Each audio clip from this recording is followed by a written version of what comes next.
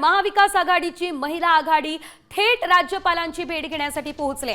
महाविकास आघाडीच्या नेत्यांना अखेर राजभवनामध्ये प्रवेश मिळालाय। किशोरी पेडणेकर, सुषमा अंधारे, रक्षा खडसे दाखल झाले। महिला सुरक्षेवर राज्यपालांसोबत आता चर्चा होणार आहे।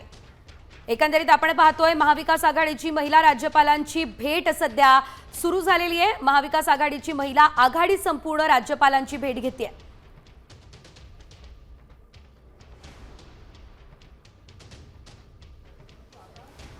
महिला सुरक्षेवर राज्यपालांसोबत चर्चा करणार असल्याचं देखील आपल्याला बघायला मिळतंय। या संदर्भात अधिकची अपडेट घेऊयात आमचे प्रतिनिधी गिरीश कांबळे यांच्याकडून। गिरीश, आपण पाहतोय राज्यपालांची भेट घेण्यासाठी ही महिला आघाडी दाखल झाली।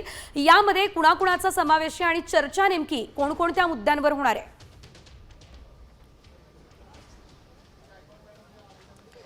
राज्यातील महिला सुरक्षेच्या मुद्द्यावर महाविकास आघाडीचं शिष्टमंडळ आहे ते राजभवनवर आज राज्यपालांची भेट घेणार होतं। 12 वाजताची भेट होती, मात्र त्याआधीच काहीशी राजकीय घडामोडी किंवा नाटकीय वळण आहे ते या ठिकाणी संपूर्ण घडलेलं होतं। कारण रक्षा खडसे यांनाच केवळ परवानगी देण्यात आलेली होती।